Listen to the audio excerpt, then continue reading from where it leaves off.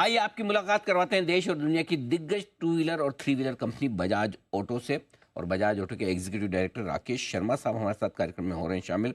मैं आपके सामने नंबर रखूँ जो फरवरी महीने के बिक्री के आंकड़े आए हैं। बजाज ऑटो के 2% की growth total two wheeler sales में देखने को मिली है, और कुल मिलाकर जो सारी सेल्स है वो भी 2% बढ़कर आई। आंकड़े बाजार की उम्मीद से थोड़े से कम रहे।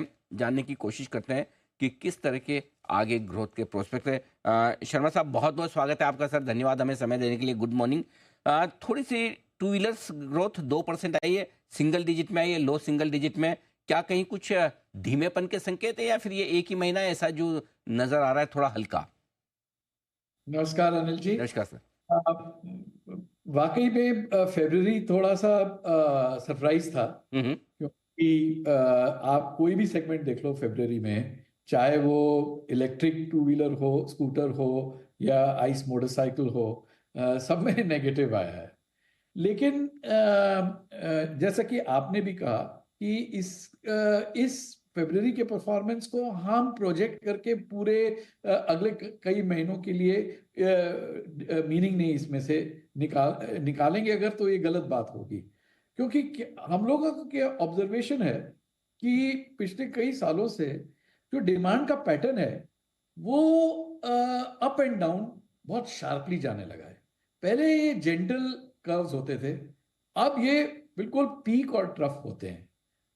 जैसे कि मैं आपको बताता हूं कि क्वार्टर वन में, इस साल के क्वार्टर वन में ग्रोथ 11-12% थी मोटरसाइकिल की रिटेल इंडस्ट्री ग्रोथ रिटेल में। क्वार्टर टू वो 2% पे आ गई, क्वार्टर थ्री वो 12% पे चली गई, और उसमें अक्टूबर तो 16-17% था, दिसंबर तो कम ही था। और फिर हम लोग जानते थे कि जैन फेब को कमी होगा, लेकिन फेब नेगेटिव होगा। ये एक तरह का स्पीड ब्रेकर है। लेकिन लेकिन फंडामेंटली अगर आप देखें तो थोड़ा सा ये स्टॉक मार्केट में जो डाउनटर्न आया है उससे थोड़ा वेल्थ इफेक्ट जिसे कहते हैं, अर्बन एरियाज में कुछ सेगमेंट में लोगों को प्रभावित करने लगता है, और डिस्क्रिशनरी परचेज जो होता है जैसे मोटरसाइकिल या हॉलीडेज इस तरह का, वो थोड़ा सा विड्रॉ करते हैं उसमें। पर ये जो सेगमेंट है ये पूरे भारत को तो डिफाइन नहीं करता। ये कुछ एक वर्ग है जो इससे प्रभावित होता है। तो मेरी ये थिंकिंग है कि ये ज्यादातर कंज्यूमर बिहेवियर है। कंज्यूमर हमारे साथ जुड़ता है सही टाइम पे, उसने उसको वो इससे भी प्रभावित हो रहा है कि बाकी ई कॉमर्स कंपनीज हैं वो फेस्टिवल त्योहारों के टाइम पे बड़े बड़े स्कीम्स निकालती हैं। एक तरह का कंज्यूमर साइकी बन गया है कि परचेज करना है तो एक अच्छे मौके पे परचेज करेंगे। अब मार्च का महीना जैसे खत्म होते ही ये अपना शादियों का सीजन नॉर्थ में शुरू हो जाएगा। तो मेरी आशा है कि जब तक हम उस दौर में प्रवेश करेंगे, ये थोड़ा सा रिवर्सल हम देखेंगे।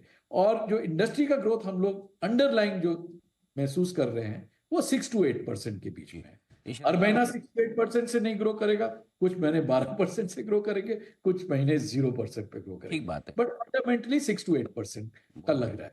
नहीं, आपने बहुत सही बात कही है कि अब जिस तरह से पहले डिमांड बढ़ती भी धीमे धीमे थी, घटती भी धीमे धीमे, आजकल मतलब हर क्वार्टर इतना ऊपर नीचे हो रहा है, तो महीने दर महीने नंबर्स देखना ठीक नहीं है सर, चूंकि नंबर प्रकाशित भी किए जाते हैं और हमें पूछना भी होता है। लेकिन आपने ये बहुत अच्छा पर्सपेक्टिव दिया कि कम से कम साल भर साल ना भी देखें तो कम से कम तिमाही दर तिमाही तो ज़रूर देखें, तो आपको ज़्यादा सही पिक्चर दिखिए। अब सर, इस नंबर्स के पीछे कहाँ आपको ज़्यादा समस्या दिख रही है? रूरल डिमांड कम है या अर्बन डिमांड? तो मैं ये कहूंगा कि जो बीच की श्रेणी है अपने शहरों की, वो अच्छा कर रही है। जो डीप रूरल है वहाँ पे हम लोगों को लग रहा है कि डिमांड में इतनी वाइब्रेंसी नहीं है। और जो बड़े बड़े शहर हैं वहाँ पर भी थोड़ा सा हमको इम्पैक्ट लग रहा है। लोगों के पास डिस्पोजेबल सरप्लस जिसे कहते हैं वो कम है। और जो बजट में टैक्स ब्रेक्स वगैरह मिले हैं, वो क्या होता है कि इसका इफेक्ट थोड़े टाइम में आता है। जीएसटी कट हो किसी चीज में तो इमीडिएटली कंज्यूमर को के पॉकेट में होता है, लेकिन जो टैक्स ब्रेक्स होते हैं वो थोड़े समय के बाद आते हैं। कंज्यूमर इतने जल्दी इस तरह के सपोर्ट को फैक्टर इन नहीं करते हैं। तो जो मिड टाउन्स हैं उसमें हम लोगों को लग रहा है कि ये वर्ग ज्यादा अच्छा कर रहा है।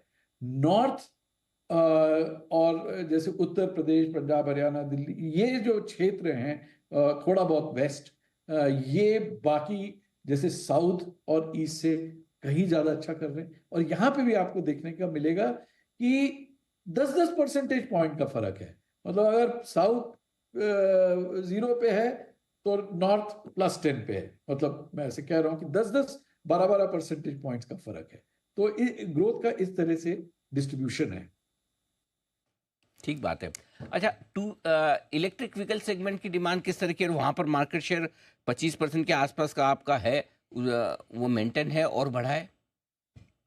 आपका सवाल इलेक्ट्रिक के लिए जी था? जी जी, इलेक्ट्रिक व्हीकल्स को लेकर सर।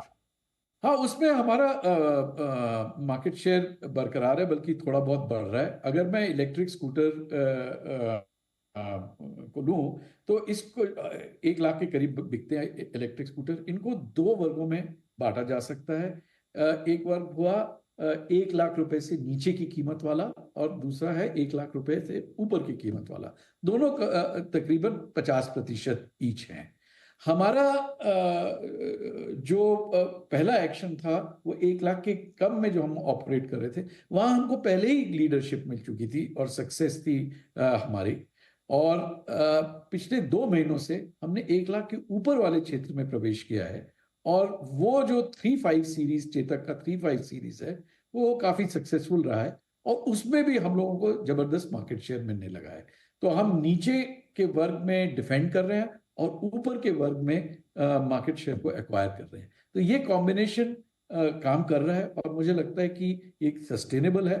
और जो हमारी ये पोजीशन है, होपफुली हम इसको बरकरार रखेंगे। बिल्कुल। बहुत बहुत धन्यवाद शर्मा साहब, आपने समय दिया और विस्तार से इन आंकड़ों को बताया, समझाया भी कि किस तरह से इन आंकड़ों को देखा जाए। और अच्छी बात है कि आप 6 से 8% की ग्रोथ की उम्मीद जो है वो बरकरार है। उम्मीद करते हैं कि आगे और बेहतर परफॉर्मेंस मार्च के महीने में